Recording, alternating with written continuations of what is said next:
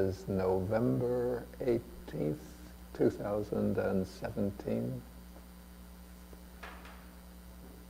And so we begin with 3 times we do the homage to the Buddha.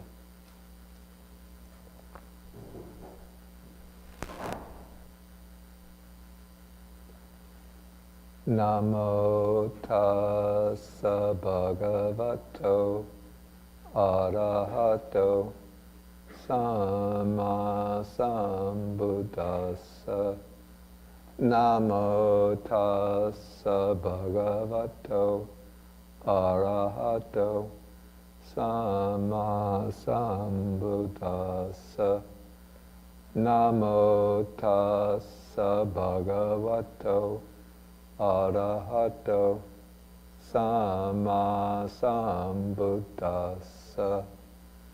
Okay, good morning, everybody.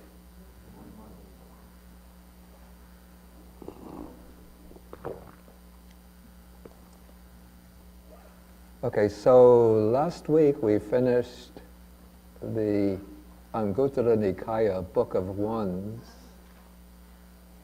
And so what comes after the ones? The twos.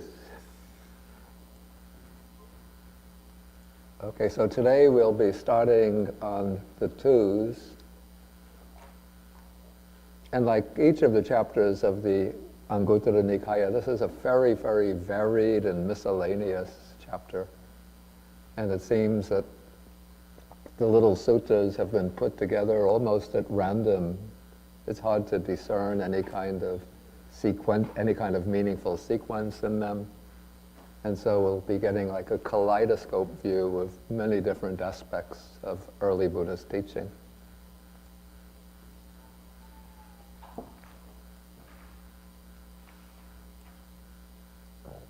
Okay, so the first sutta is called Faults. And let's just look at the text after we skip over the introduction. So here the Buddha is saying that there are these 2 faults.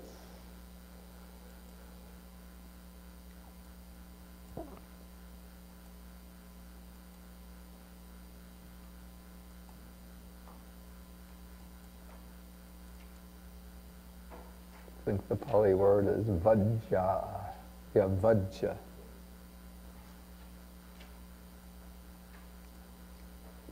So the word vajja, the Pali word vajja,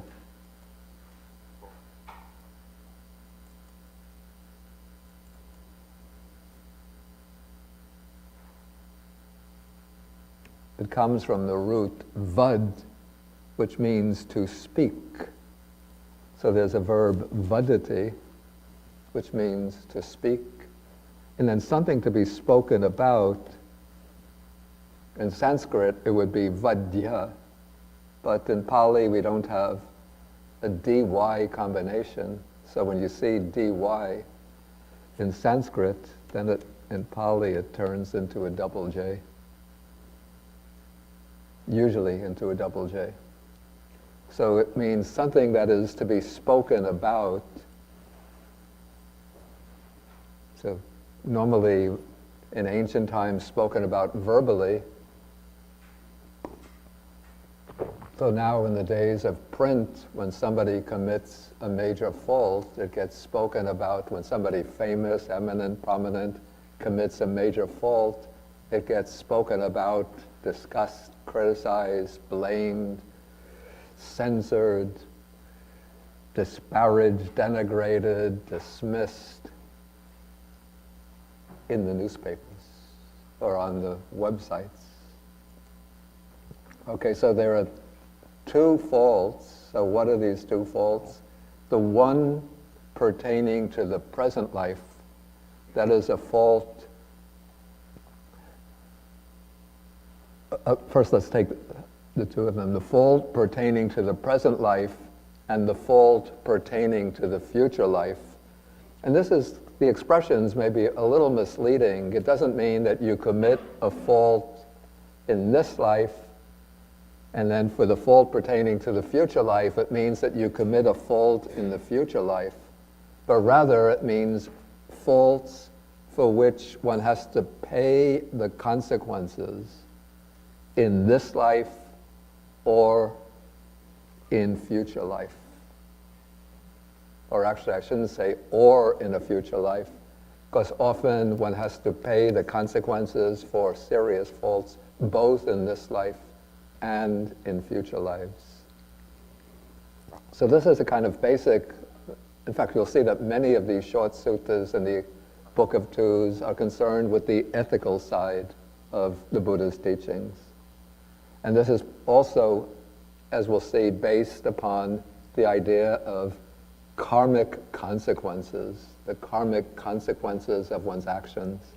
And so we say that a karma, a particular volitional deed, can have its consequences. Sometimes it's called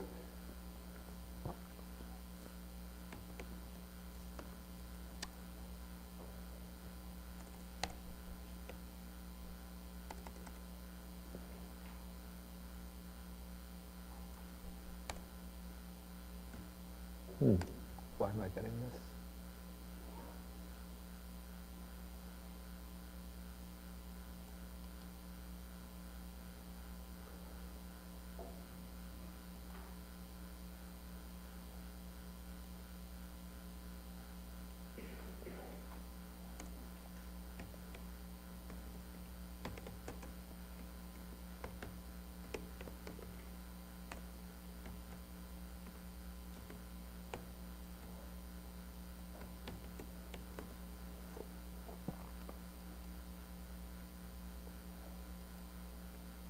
Some actions are said to, or karmas are said to be dita dhamma vedaniya, which means that their results are to be seen, to be experienced in this life itself.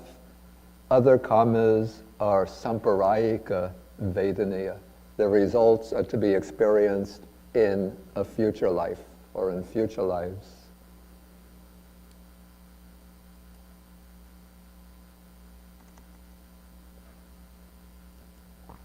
Okay, so here we have a fault pertaining to the present life. So this is a fault in which one reaps the consequences in this life itself. Okay, so here are some of the way it's explained. Someone sees that when kings arrest a robber, a criminal, they subject him to various punishments. This is the way crimes were committed in ancient times. They have him flogged with whips, beaten with canes, beaten with clubs. They have his hands cut off, his feet cut off, his hands and feet cut off, his ears cut off, his nose cut off, his ears and nose cut off. Then comes description of various punishments. I don't want to read the description of them from the commentary. They're very, very brutal.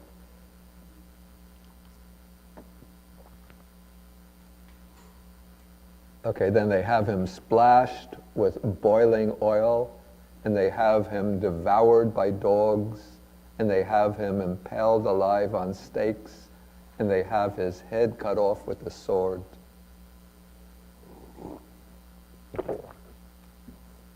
You know, we look at this now and we think, oh, how horrible, how terrible, how brutal people were in those days. But I have to say,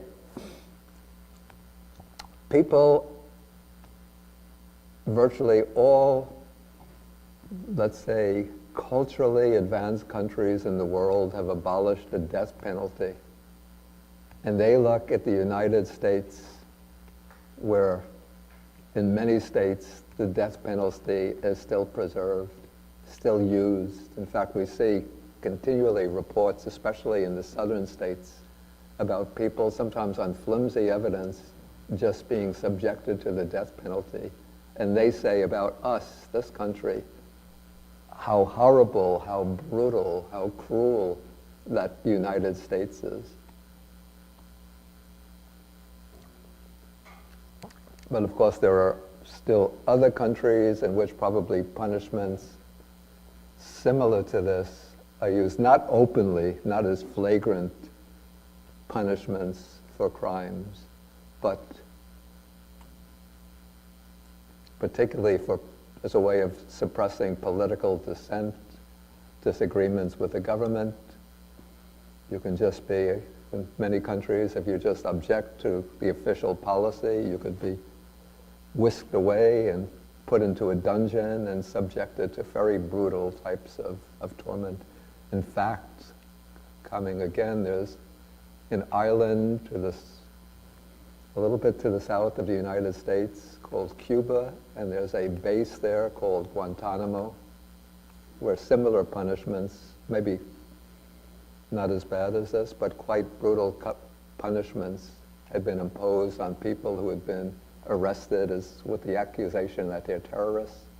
And it turns out many of them were just innocent, but they were subjected to very, very brutal forms of torment, put in boxes and then have like scorpions and other types of insects and creatures put into the box to bite them and sting them.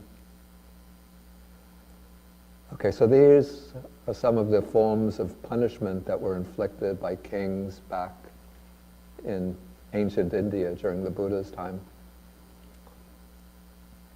Okay, so when somebody observes a person being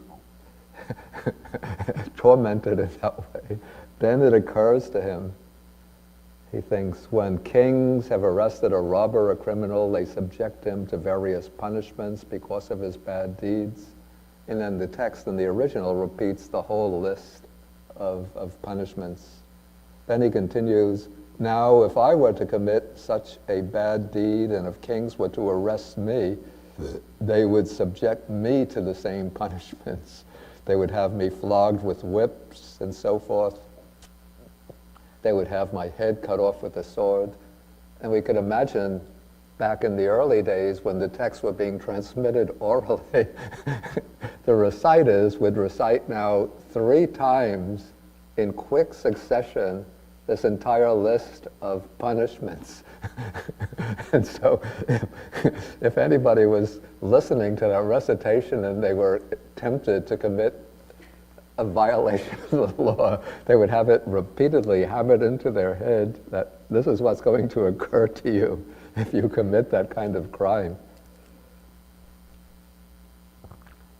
Okay, and so afraid of the fault, or we could say of the punishment pertaining to the present life, he does not plunder the belongings of others or commit any other type of transgression.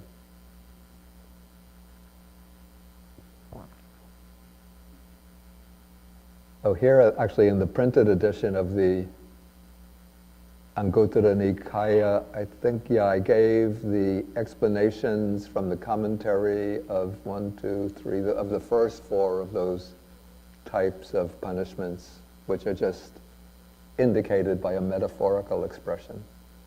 Okay, now the fault pertaining to the future life. This is the consequence of a bad deed that occurs in a future life. So one reflects thus, bodily misconduct has a painful result in the future life. Verbal misconduct has a painful result in the future life. Mental misconduct has a painful result in the future life. Okay, so what are these painful results of bodily, verbal, and mental misconduct? So then the reflection continues.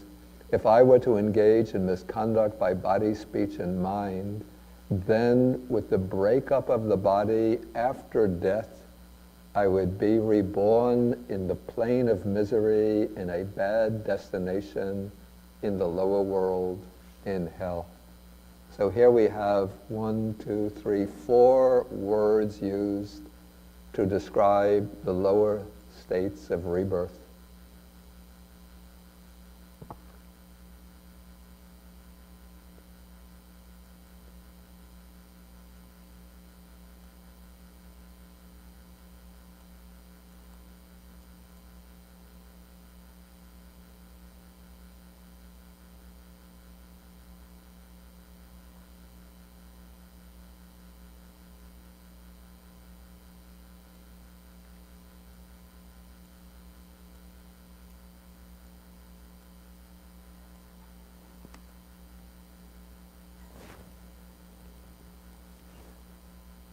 maybe this is not big enough.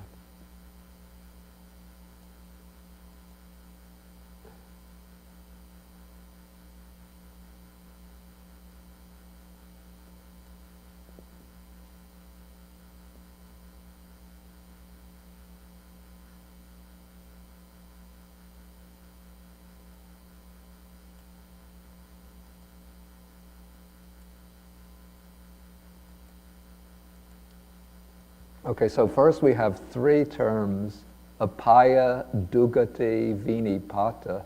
These three terms could actually comprise the three lower realms of existence. So what are these three lower realms? Of course, one is nirya, which is hell. Another is called the peti visaya.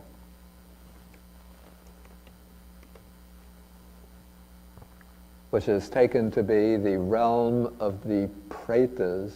This is often translated as the hungry ghosts, but I would prefer something that's not so specific, the realm of the afflicted spirits.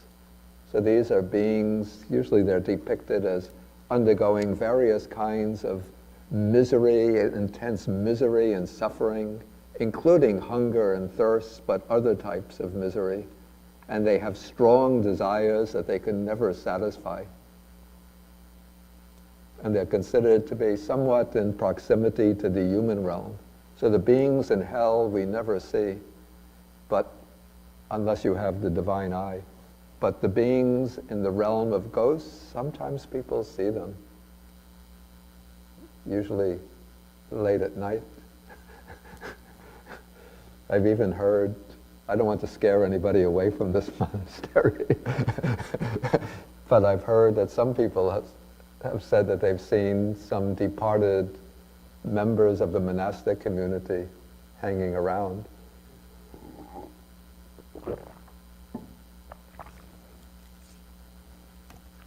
And then what is the third?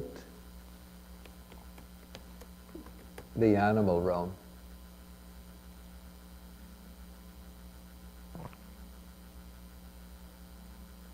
Okay, so these are considered to be the realms in which unwholesome karma, particularly strong unwholesome karma, ripens.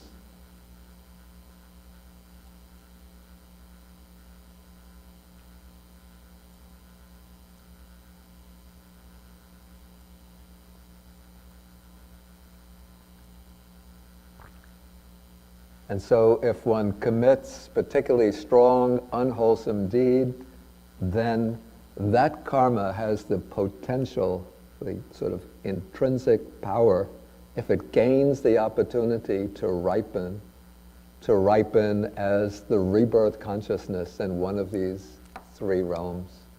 Maybe nowadays there are many people who are skeptical about the existence of these realms, but this is my own personal way of considering this, even though I don't have abhinya, the ability to see these other realms, but we consider those who are committing very, very grave, serious, severe types of unwholesome karma. Okay, take like dictators who are responsible for killing thousands, even millions of people. There are two possibilities. Either when death takes place, everything comes to a complete end. And so the dictator who has killed thousands, hundreds and thousands of people, enjoyed an opulent life in his presidential palace, maybe having many wives, girlfriends, everyday sumptuous food, luxurious jewels and decorations, doing whatever he wants. So he enjoys himself, best doctors, the best medicine. If he gets sick, he goes flying to Europe to get, if he's not European, he goes flying off to Europe to get treatment from the best doctors. Death takes place, everything finished, no consequences for him beyond death. So that is one possibility. The other possibility is that Every action produces its appropriate result. So if the first alternative is the correct one, that when death takes place, everything comes to an end, then those of us who have done some good deeds, maybe not perfect, but some good deeds, as well as that brutal, tyrannical, murderous dictator, we have the same destination at death. And in that case, there's no moral justice in the world. The play of worldly events, it's just a moral chaos, moral anarchy. Everything is just random. This guy happens to be lucky, he gets into positions of wealth and power. This guy happens to be unlucky, he has to face a lot of hardships and misery. Okay, so that is one alternative. The other alternative is that there is some kind of principle of moral justice working in the universe. Okay, so one can take one's choice, but for me, the one that seems more convincing, intuitively more convincing, and that I think underlies in various ways with different degrees of accuracy, which underlies the different religions and spiritual teachings of the world. The position is that there is some kind of moral justice. And the only system of moral justice that really makes sense to me is a doctrine that or a teaching that involves karma, deeds produce their results, and the results are finite, not permanent, not everlasting. Since if for bad deeds one had to undergo eternal torment, that also would seem unjust. And if for one's good deeds, one's finite good deeds, one enjoyed everlasting bliss, again, that seems to be a violation of a principle of moral justice. Since all actions involve a certain finite investment of energy, it would seem that the consequences or results should eventually come to an end.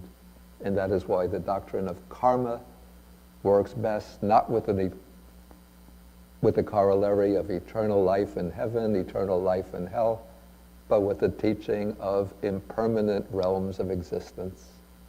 So one spends a certain finite amount of time in hell, the animal realm, the realm of the ghosts, and when the karma is exhausted, one takes rebirth elsewhere.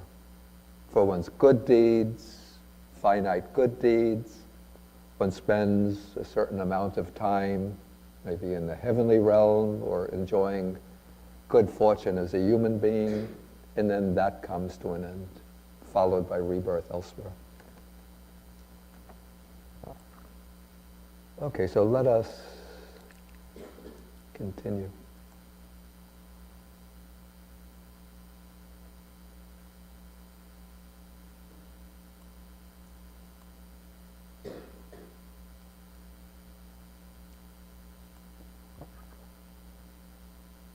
Okay, so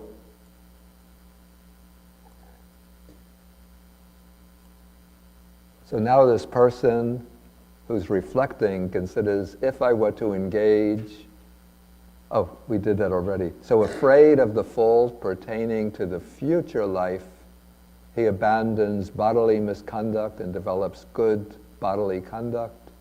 He abandons verbal misconduct and develops verbal good conduct. He abandons mental misconduct and develops mental good conduct. He maintains himself in purity.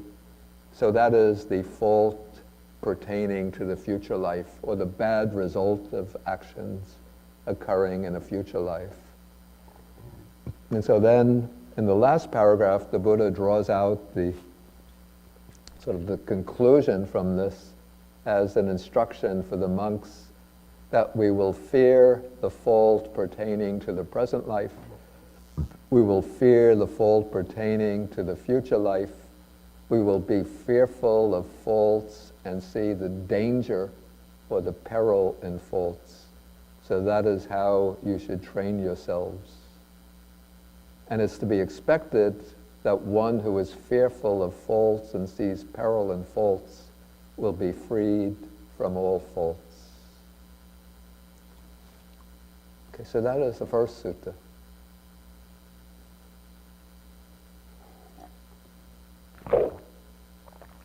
Maybe we'll take a few suttas, then I'll ask whether there's any questions.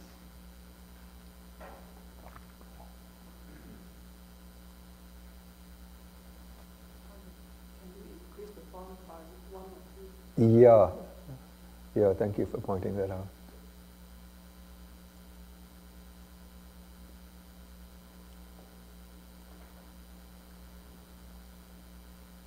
Okay, now we come to the next sutta, number 2, 2 strivings. What is the Pali word here for striving? Padana, yeah.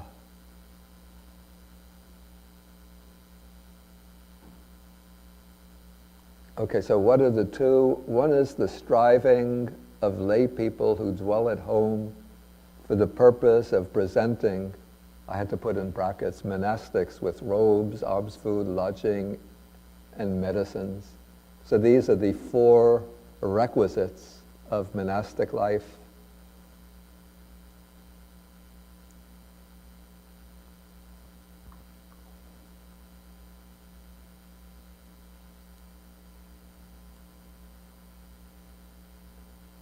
And so in order to be able to present these, one needs for oneself a certain degree of, we call it economic security. And so the striving to acquire the means in order to perform deeds of merit by offering the 4 requisites, so that requires effort or striving to acquire those means. So that is one kind of striving. And then the second kind of striving, this is the striving of those who have gone forth into the homeless life for the relinquishment of all acquisitions. So the expression used here, all acquisitions.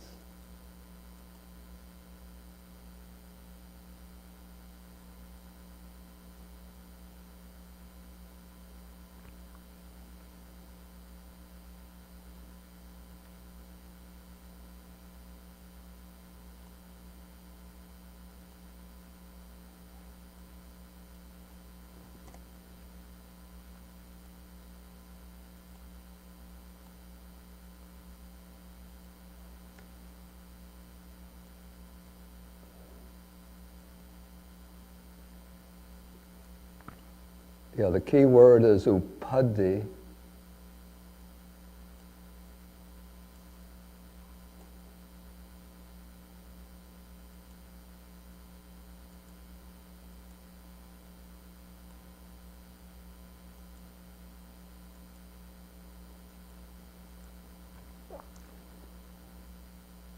And the word upadhi has various nuances, various levels of meaning. Like one level of meaning is possessions, material possessions. The second layer of meaning are things that one acquires through craving and clinging. So that would be particularly the 5 aggregates. So these 5 aggregates that constitute our concrete mode of existence, those are considered upadhi. And the third aspect of upadhi is the actual taking up of possessions. So that would be the defilements that are responsible for the taking up of the 5 aggregates and for the acquisition of material possessions. And so the ultimate aim of the Buddha's path is said to be sabupadhi pati nisaga, the letting go, the relinquishing or the giving up of all acquisitions.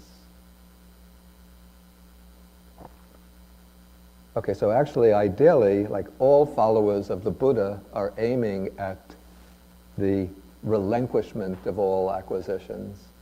But in the household life, certainly to maintain oneself materially, one has to acquire certain basic supports for leading a sustainable household life. And even the monastics need robes, alms food, lodging, medicines. And now they need computers, iPads, mini iPads, cell phones. Okay, and so to provide these things, then one has to acquire material wealth. And then ideally, sort of the ideal that's always held, even especially for the monastic community, is to give up all acquisitions, to live the simplest life materially, and to be striving to give up the defilements which are responsible for again and again picking up or acquiring these 5 aggregates, which constitute our repeated existence within samsara. And so then the Buddha says, of these 2 strivings, the foremost, or the superior, is the striving for the relinquishment of all acquisitions. Therefore you should train, we shall strive for the relinquishing of all acquisitions.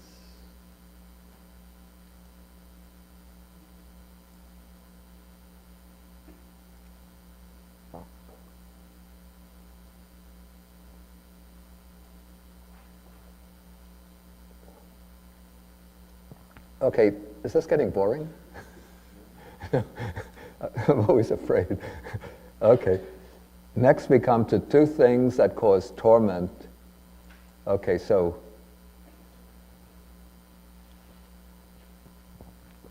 here we have someone has engaged in bodily misconduct, but failed to engage in bodily good conduct. Someone has engaged in verbal misconduct, failed to engage in verbal good conduct, engaged in mental misconduct, but failed to engage in mental good conduct. So actually there are 6 things that are mentioned here. Engaging in misconduct, failing to engage in good conduct, so that's 2. And those 2 are multiplied by way of body, speech, and mind or thought. But we could collapse, or the text collapses, the body, speech, and mind, merges them together. And so the 2 things that actually cause torment is engaging in misconduct and failing to engage in good conduct. And so somebody is tormented thinking, I have, excuse me,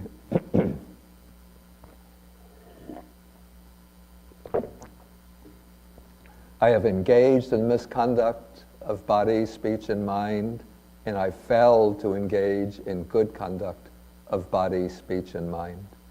So those are the 2 things that cause torment. And then the opposite of that, 2 things that do not cause torment. So this is when one engages in good conduct of body, speech, and mind, and one avoids engaging in misconduct of body, speech, and mind.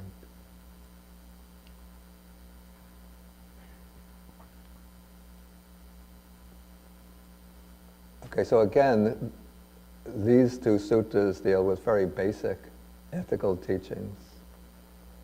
And I think the emphasis here is on showing, maybe this serves, it just occurred to me that these 2 suttas, number 3 and 4, can be seen as, in a way, a counterweight to the first sutta. So the first sutta is dealing with the consequences, sort of external consequences of misconduct. So the external consequences, the one that's visible in this life, one gets punished by the king, by the authorities. And then in the future life, the external punishment is one gets reborn in a bad destination. But these 2 suttas are showing the internal impact of engaging in misconduct and failing to engage in good conduct. That is, one torments oneself, or one feels a kind of remorse for one's failure to act properly. Yeah, and the Pali word here is tappaniya.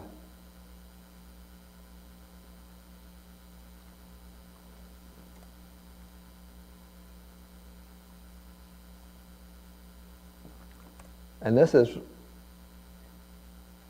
word is related to an ancient Indian practice called tapas, which is the undertaking of ascetic practices, extreme ascetic practices, by which one inflicts pain and suffering on the body as a way of strengthening the mind and generating spiritual power.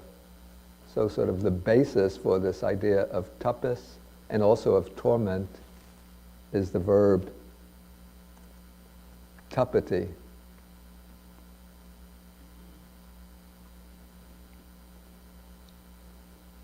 Which means to torment, to afflict, or tapati, to be afflicted, to be tormented. And so if one voluntarily torments oneself in order to, as a kind of spiritual exercise, that becomes the ancient Indian practice, still undertaken by the ascetics in India, of tapas. But if through engaging in misconduct, one's mind is tormented, that is tapaniya, things that cause, that is what is being spoken of here, the things that cause torment.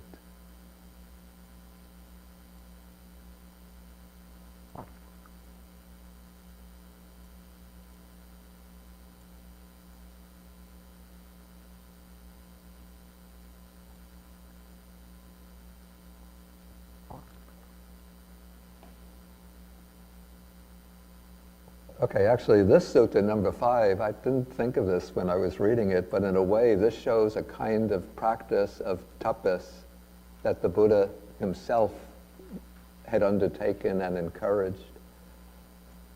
Okay, so here the text says, the Buddha says that I have personally known 2 things.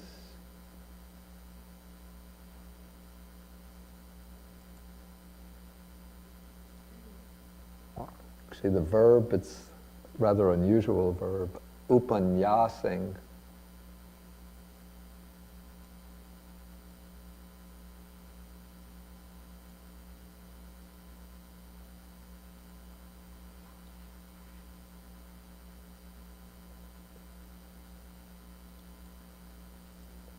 Okay, so one of these is non-contentment or non-satisfaction in regard to wholesome qualities. And the other is being indefatigable. That means not turning away, not being discouraged in striving. Okay, so the first is asantutita.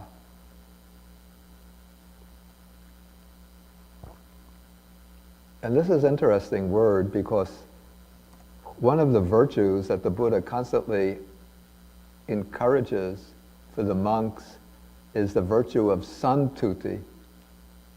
So we're always taught that we should be content with the simplest requisites. So it's said that the monk is content with enough robes to cover his body, and with enough food to sustain his life. And then one doesn't make demands for more to live luxuriously. And so a monk who is undertaken the training diligently is always taught one should practice contentment, not making demands on others, but being willing to accept whatever is offered. But here, the Buddha is encouraging a kind of non-contentment. And that is non-contentment in regard to wholesome qualities. And so the way one applies this in one's daily life, whatever wholesome qualities one cultivates, one develops, one doesn't come to a stopping point and think, this is enough, I shouldn't develop further. And so a good way, in my opinion, to practice developing wholesome qualities is to do a daily reflection. You choose a set of some wholesome qualities that one wants to develop, particularly if one sees any fault within oneself.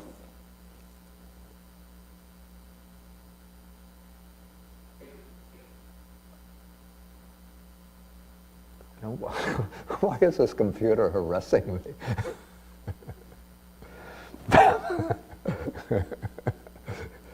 It's telling me it wants to do a scan.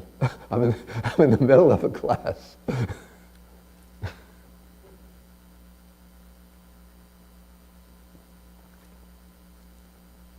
Okay, so one chooses maybe certain, you examine yourself, you see certain unwholesome qualities that are prominent in oneself, and then consider what are the opposites of those unwholesome qualities, the good qualities that one should develop. For example, if you get angry easily, then reflect on patience and make a determination. You could do it every day when you're doing either before or after your meditation. You make the determination, may I be patient under all circumstances, no matter how difficult they might be, without giving way to anger and impatience. If you find a tendency to be miserly, you make the reflection, or make a determination, I will practice some form of generosity or giving in accordance with my means, weekly or monthly or several times a year. If you have the tendency maybe to be competitive with others and to resent the good fortune of others, make the determination, let me rejoice in the happiness and success of others. If one tends to be lazy, make the determination, I will be more diligent, more energetic. So in this way, by making these reflections, and what I suggest at the outset, choose 3, not less, because that's too few, not more, because if you take too many on, then you get discouraged. You think, I've taken on more than I could handle. But if you start with 3, and you do this every day, then 1 year later, you look back at the way you were when you started and the way you are now, and you'll see that you've made progress. Because by doing these reflections, you're impressing on the mind the disposition or the tendency towards these wholesome qualities. And then one is actually engaging in them. And so when you gradually impress on the mind every day the disposition towards those wholesome qualities, it's putting grooves in the mind. So it's sort of like building a road, like if you see the workers in a traditional country who have to build a ditch, like every day they have to dig out certain dirt or mud from a certain area. So maybe they have to build that ditch several miles long, and every day maybe the team will dig out a few yards, 50 yards of the dirt. And so after several, maybe a week or so, then the ditch will extend to that whole length of several miles. And so when one engages in this practice, then one is building up that disposition towards wholesome qualities. But one should, after 1 year, you don't stop and think, this much is enough, I don't have to do this anymore. But you keep on building up and strengthening those wholesome qualities, and then you'll find that they become more and more powerful until that becomes the sort of underlying disposition of your mind, of your character. So this is non-contentment in wholesome qualities. And then the other is indefatigability. That's not giving up and not turning away in striving. And then the Buddha explained how he was indefatigable. That is, when he sat down under the Bodhi tree, then he made this resolution: willingly let only my skin, sinews, and bones remain, and let the flesh and blood dry up in my body, but I will not relax my energy so long as I have not attained what can be attained by manly strength, energy, and exertion. And then he says it was by heedfulness, by diligence, by appamada that I achieved enlightenment. It was by heedfulness that I achieved the unsurpassed security from bondage. I'm not going to suggest that you sit down tonight and make this determination. Probably, maybe it'll work, but probably not. I remember in my early days as a monk, I've been reading about some of the meditation masters, the ascetic meditation masters, who undertake this practice. It's called the Siddhas practice. It's one of the 13 ascetic practices of sitting up all night and not lying down to sleep. Actually, these were, I have to confess, these were the early Western monks who were the disciples of Master Xuanhua in San Francisco. These were Americans who, they still have the magazine called Vajrabodhisi, and they would put out the reports showing a picture of this American monk who's just recently ordained, and now he's undertaken the Siddhas practice. And I thought, well, if they could do it, I could do it too. I should do it.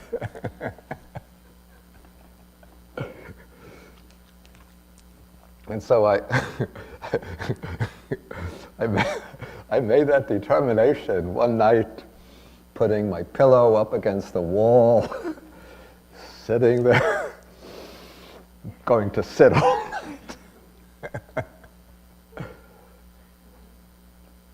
The next morning, I found myself sitting against the wall. No. Leaning against the wall, somewhere like this. Well, not even that.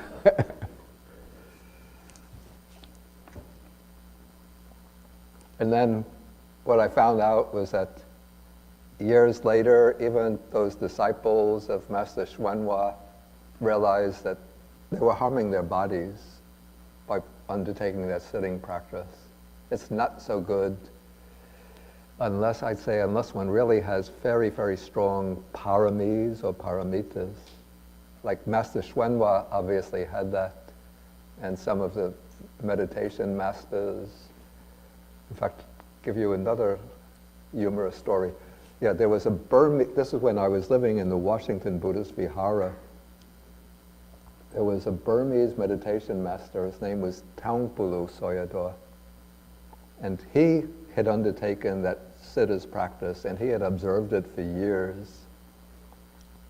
And he was coming from Burma to the United States, and he was bringing a number, like about 4 of his monk disciples, 4 or 5 of his monk disciples with him, and they were to be staying in the Thai Buddhist temple. I was staying in the Sri Lankan temple in Washington. They were staying in the Thai Buddhist temple, which was outside Washington, D.C. I think it was Silver Spring, Maryland. Yeah, and so the Burmese people were saying, our monks all observe the Siddhas practice. They don't lie down to sleep. And so in the Thai temple, for the rooms for the Burmese monks, when they were arranging the rooms, they said, get all of the beds out of the room.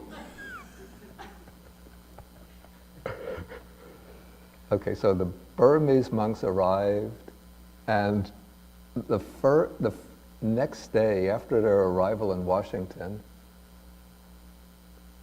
Tungpalu Sayadaw had been invited to give the Dhamma talk, the afternoon Dhamma talk at the Washington Buddhist Vihara.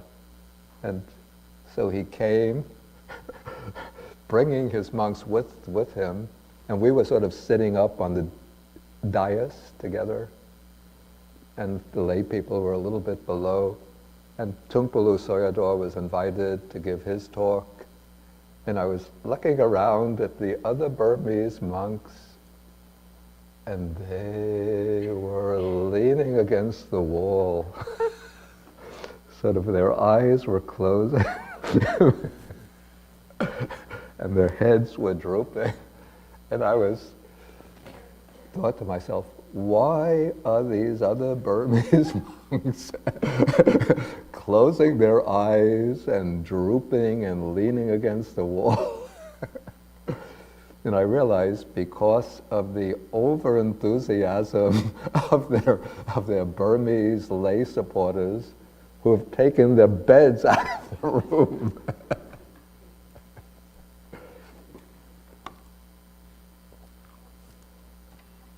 Okay, I'm meandering. Okay, so the Buddha here is then encouraging, and he's saying, you too, if you too would strive indefatigably, resolved, willingly, let only my skin, sinews, and bones remain, let the flesh and blood dry up on my body, and so forth.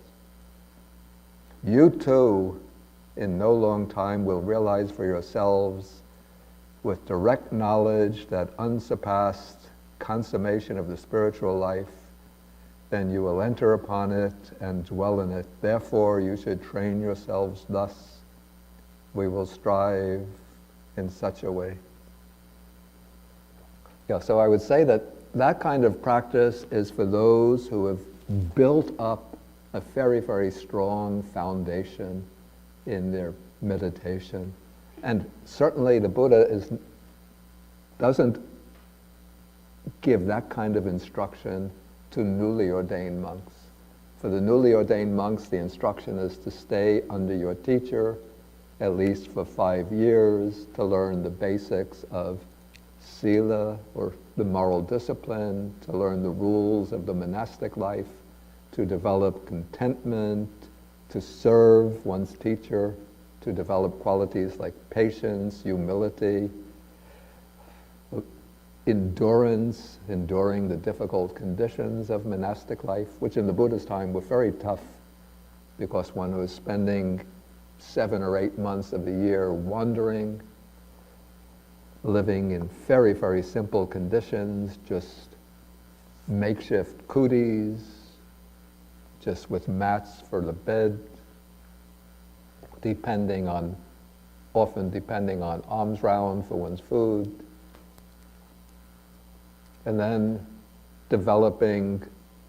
learning to develop a meditation subject until it's when the Buddha knows that disciples have their inner qualities, they're what they call the vimutti pachaniya dhamma, the qualities that ripen in liberation. When those have reached maturity, then he will give this kind of advice to them.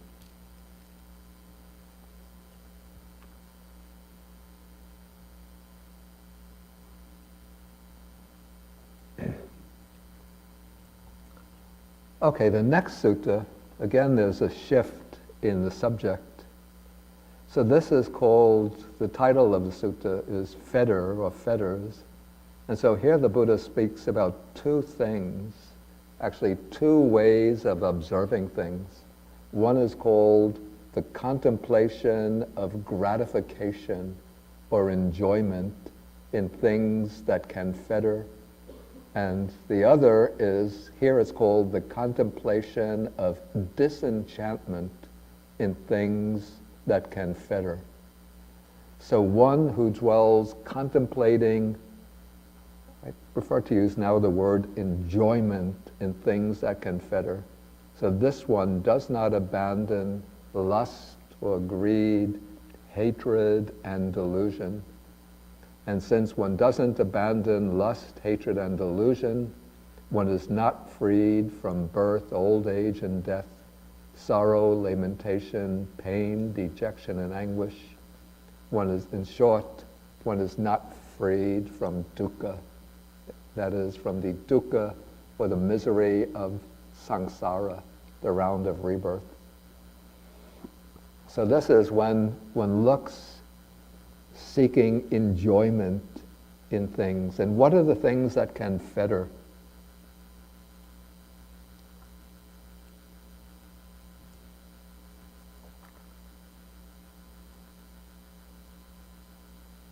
And what is the fetter?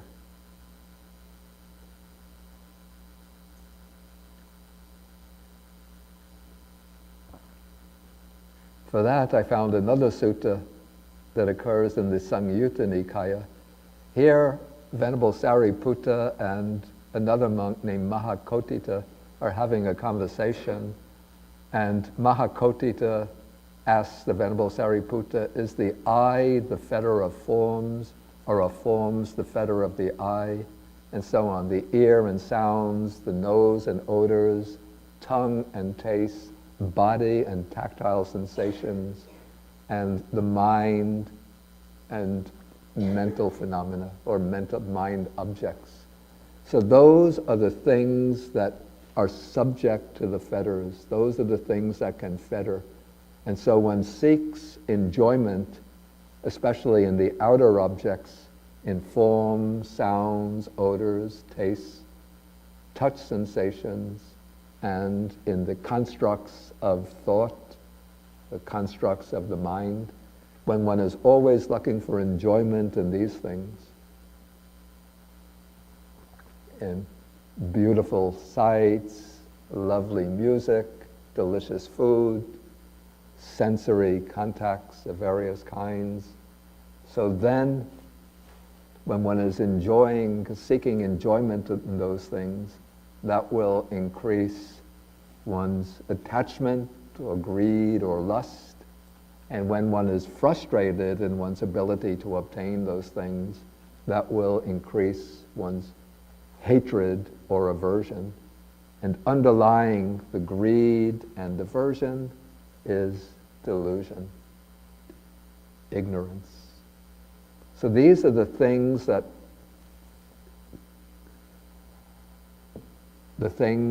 sort of the basis for the fetter. And then what is the fetter itself? Here Sariputta explains, the eye is not the fetter of forms.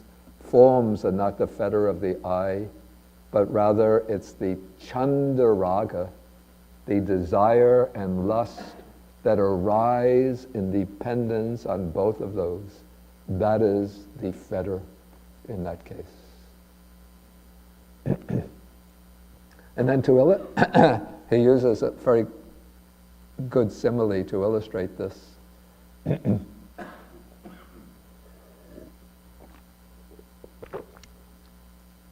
We have two oxen. So there's a black ox and a white ox, and they're yoked together by a single yoke. And so can one say that the black ox is the fetter of the white ox, or the white ox is the fetter of the black ox? Then the answer is no. But rather, the harness or yoke that's joining the two oxen together, that is the fetter there. And so eye and forms, it's not the case that the eye is the fetter for the forms. It's not the case the forms are the fetter for the eye. Of course, the Buddha or an Arhat, they have the eye, ear, nose, tongue, body. They see forms, hear sounds, and so on. But what they're missing, what's gone, is desire and attachment.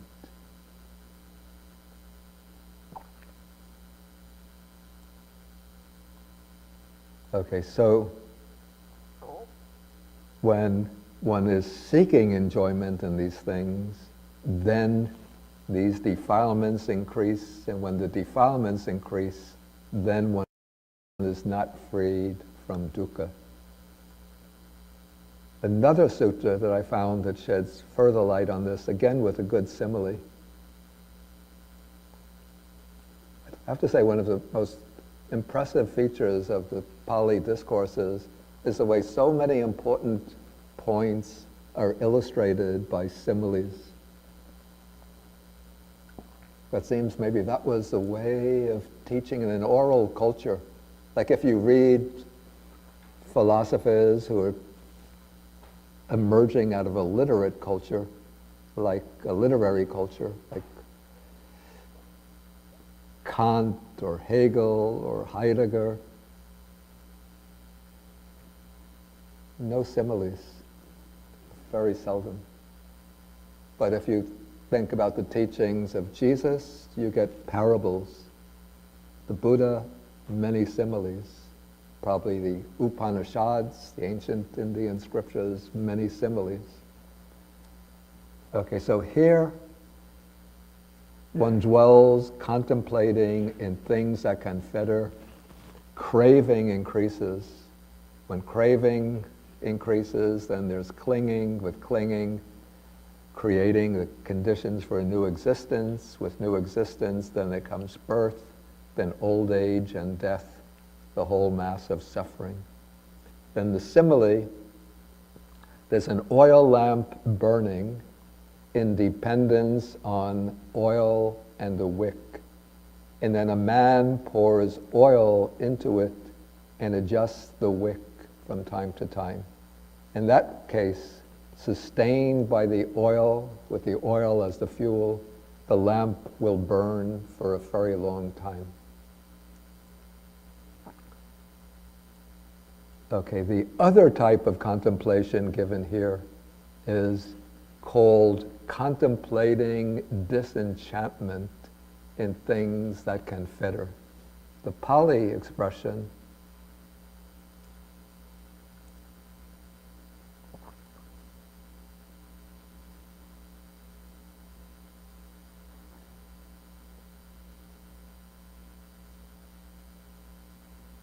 is Nibbidhanupassi.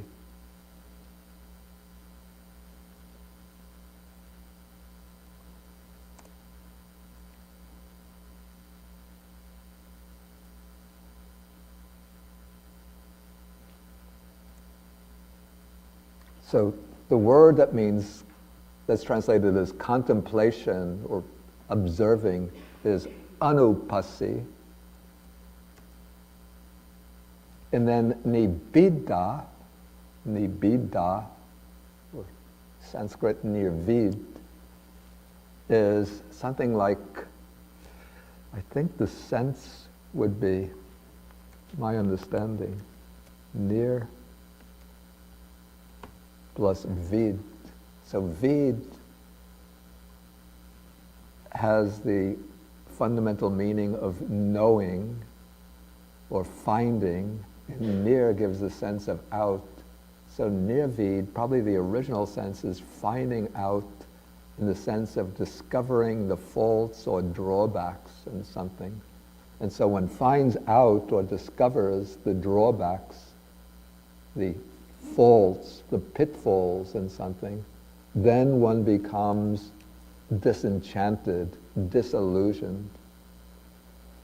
And so nibbida then becomes translated, in the Samyutta Nikaya, I actually translated it as revulsion, because I have to say that another monk used a lot of arguments to persuade me to translate nibbida as revulsion. But after the book was published, then I thought, oh, that was a mistake. So I prefer disenchantment.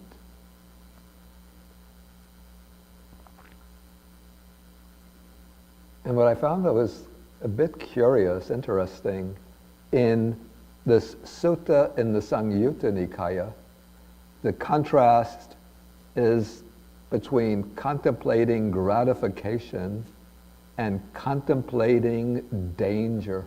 Not disenchantment, but danger. And this would be, in Pali, the expression would be,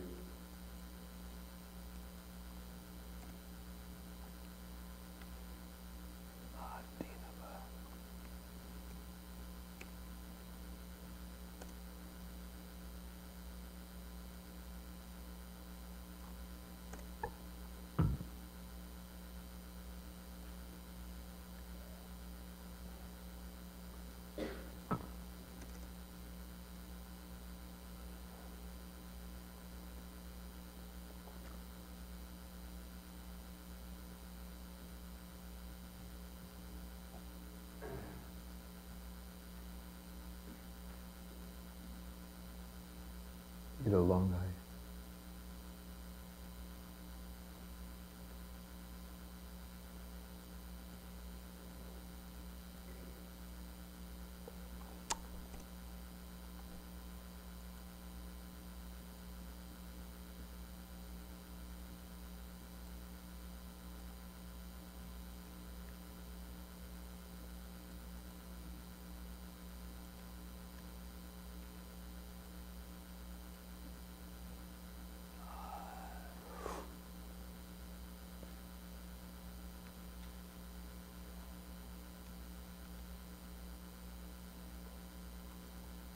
So this is Adinava Anupasi. So Adinava is what's here translated as danger. So Adinava also could be taken as the drawbacks, the faults, the pitfalls. And so in this sutta, it said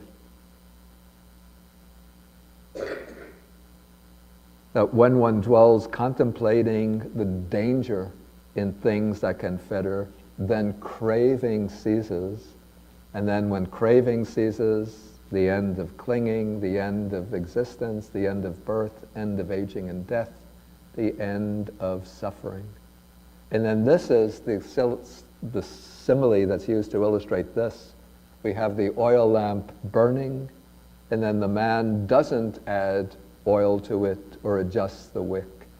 And so when the former supply of fuel is exhausted, that is, these 5 aggregates that stand based on previous craving, and then that oil lamp is not fed with any more fuel, so there's no more craving. So then, lacking sustenance, the lamp goes out. And so when one lives contemplating danger and things that can fetter, craving ceases, and so on. So it seems that the compilers or the transmitters of the Samyutta Nikaya used Adinava, whereas the compilers or transmitters of the Anguttara Nikaya used Nibbida. But there's a close relationship between the two, because it's when one contemplates the Adinava that one will perceive one perceives the drawbacks, and that leads to this disenchantment.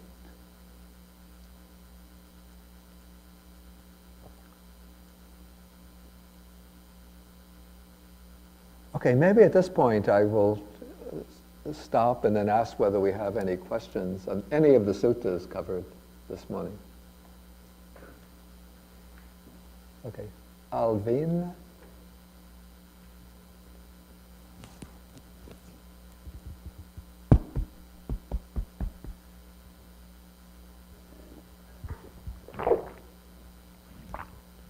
So Bhante, going back to Sutta number 1, Yeah. on the faults, and there you mentioned that, these are the 3 realms, and the concept of death may be that either there is a moral influence on what happens at death, or it just terminates. Or it just terminates. Yeah. So, is there somewhere in the Buddhist texts the notion that death is first of all, we continue, we come back, life after life. Yeah. That death is a reflection of how we live. So, if our life is full of certain faults, in death, is that what we carry forward? And that is what determines where we go. So it really isn't, so that could be one sense of continuity and a motivation for people to, do certain things in this lifetime. Yeah. And that way you can determine where you go. Yeah. That is one. The second is that I think, and this may be because I've just read it somewhere, is like samskaras. Yeah. So those are those finer qualities which do continue even beyond death. So maybe that's what goes with us into our next rebirth? I'm not so sure that I understand. You're making a distinction here. I'm trying to see, is this common? Are these the same thing or is it different? Maybe say them again, then. So one is the notion that the way we continue in our life, Yeah. whatever faults and Yeah. good characteristics we have, that goes on even at death, that determines the quality of our death or what will happen to us beyond death. Well, it determines not so much the quality of our death, it determines the form of rebirth. The form of rebirth we Yeah. will have. And it probably may be as a human form itself, but with certain Yeah. characteristics Yeah, yeah. or certain aspects of our nature which are more amplified. Yeah. So is this similar to what is sanskaras, which is the positive side of it, which means that if there is a person who ends up being, who's a child prodigy in Yeah. some particular area, it is possible that over his previous lifetimes he has accumulated. Okay, I think I know? understand the contrast. Yeah, In other words, see if I'm understanding the contrast correctly. The contrast that you're making is between what we might call a moral retribution for one's deeds, whereby bad deeds lead to misery, good deeds lead to happiness and good fortune. So that's the moral retribution. yeah. And then the other aspect that you're pointing out is a certain continuation of a personal characteristics, talents, abilities, dispositions. Is that the contrast? That's right. And I don't know if it's a contrast. Is it something which is similar at the root? Yeah, but there is that difference. But I'd say that they're both true. Okay. But what's emphasized more within the suttas, within the Buddha's discourses, is the moral retributive aspect. The aspect that bad deeds lead to lower rebirth and to suffering in future lives. Good deeds bring better rebirth and happiness in future lives. But I say certainly it's true. Maybe this is the aspect of paramis as opposed to karma and as vipaka, that it's the qualities that we develop, particularly in the case of the paramis, the good qualities that will continue on from life to life and then provide a basis for one's spiritual development. But it doesn't have to apply only to paramis, like you mentioned the example of a musician prodigy, Right. who's just like, always people cite Mozart at the age of 5, he could Yeah. compose extremely beautiful music. Though always, I think, in the case of Mozart, that, well, it could have been from previous developments in human existence, but I think he was a celestial musician who just fell into the human realm and still had all of that celestial music preserved in his mind, and it just came out. I mean, he could hear differently. Usually, I think that's what an artist does, right? He can hear at certain levels or see at Yeah, certain yeah, levels yeah, and yeah, just yeah. express it. Okay, Dragon? Dragon? Yeah. Good morning, everybody. I'm just interested in, because for me personally, the idea of karma is something that is really one of the strongest attributes that Buddhism has Yeah. related to any other religion, because they emphasize more on what they call true morality, in a Yeah. sense, Yeah. meaning that whatever good deed we do for selfish reasons, that's not truly a good deed in a sense, but it still is a good deed, which is better than a bad deed, of course. Yeah. What I want to say, the true morality would be doing something for the sake of doing it. Yeah. And yeah. I always go back to my big influence is Bhagavad Gita, Yeah. and what I think that I understood is doing actions without expecting anything in return, Yeah.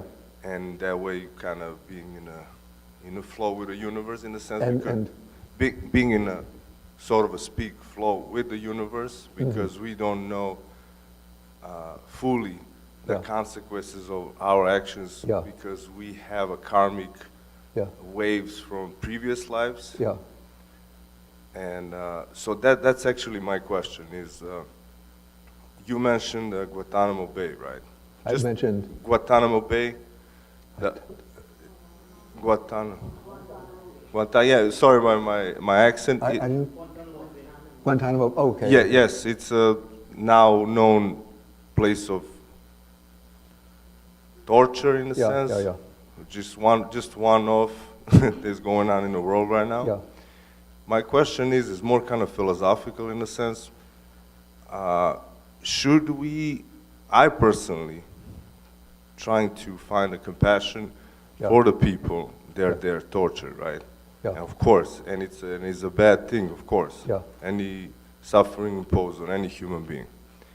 My question is, isn't that their present state, and I'm talking about the prisoners right now, Yeah. will be a direct outcome of their previous karma? So in that sense, they should be left to endure whatever they have to endure in order to quote unquote clear their karma from the past. So in that sense, that wouldn't evoke any form of, I wouldn't say, it's a kind of strong way to say it, but compassion in a sense, because what they're going through right now Yeah. is answers from their previous karma. What people they're doing to them right now is what they're creating a bad karma Okay. for their future life. Yeah. Yeah. So what would be your point of view in Yeah. that sense? Because I'm sorry, one more question. Well, I If- think we have to take Yeah, one question at yeah. a time, otherwise, and also we're running out of time, so I have to answer No very, problem. very briefly. Okay. First, I don't think we could always say that when people are suffering, it is necessarily the result of their previous karma. I think that there will be dita dhammika, present life causes of present life suffering. So what we could say from our understanding of the law of karma, if one creates unwholesome karma, and that karma gets the opportunity to ripen, it will ripen in suffering. It does not mean whenever one is facing some kind of suffering in this life, it is necessarily the result of karma from a previous life. So that would be one argument against, say, the torture of prisoners at Guantanamo. Whether they are innocent or even guilty, torture is considered unacceptable by the international community. It's against international law, and so it has to be rejected on that basis. Yeah, thank you very much. That clarifies Okay. a lot. Yeah. Okay, I think we'll have to stop now. If people have questions, then you could either bear them in mind or make a note of them. Then we'll come back, say 12:30, and then we could have a short question and answer session.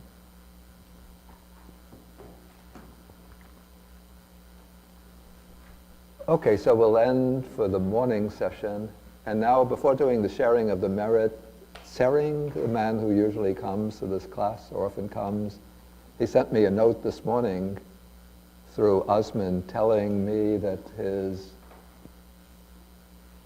father-in-law passed away in Bhutan, so he had to fly quickly back to Bhutan. And so he asked if we would share the merit from the class with his father-in-law. And so we also include his father-in-law in the sharing of the merits. Okay, so we share the merit with the devas, the Dhamma-protecting deities, the bhutas, the fair spirits, the nagas, the dragon spirits, and so forth. Akasata chabumata deva naga mehedika punyantang anumoditva chirang rakantu sasanam. Akasata chabumata deva naga mehedika punyantang anumoditva chirang rakantu desanam. Akasata chabumata deva naga mehedika punyantang anumoditva chirang rakantu mang parang. Etavatacham hehi sampadang punya sampadang sabbe devanumodantu sabba sampati siddhya sabbe bhutanumodantu sabba sampati siddhya sabbe satanumodantu sabba sampati siddhya Pavagupadaya vichihetato etantare satakayupapanna rupi arupi cha sanya sanino dukkha pamuchantu pusantu nibbuteng.